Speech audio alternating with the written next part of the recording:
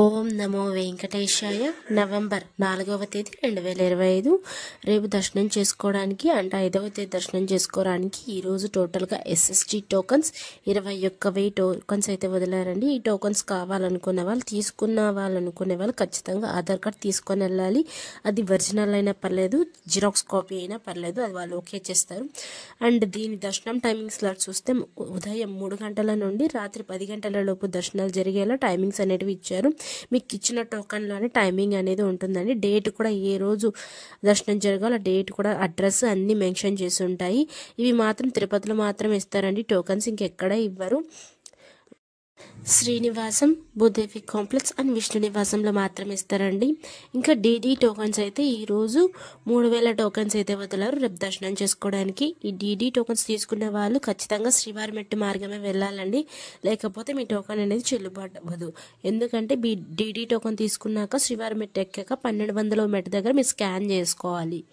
ఈ టోకన్స్ తీసుకోవాలనుకునే వాళ్ళు భూదేవి కాంప్లెక్స్కే వెళ్ళండి, ఇంకెక్కడ ఇవ్వరు డీడీ టోకన్స్ అయితే. ఇంకా దీని దర్శనం టైమింగ్స్ చూస్తే మధ్యాహ్నం 1 గంట నుండి రాత్రి 9 గంటల లోపు దర్శనాలు జరిగేలా టోకన్స్ అనేటివి ఇచ్చారు రేపు దర్శనం చేసుకోవడానికి. అలానే నిన్నటి రోజున స్వామివారిని దర్శించుకోవడానికి ఎంత సమయం పడింది, అలానే ఎంతమంది దర్శించుకున్నారనేది చూద్దాం. 3వ తేదీ 11వ నెల 2025 66,322 మంది స్వామివారిని నిన్నటి రోజున దర్శించుకున్నారు.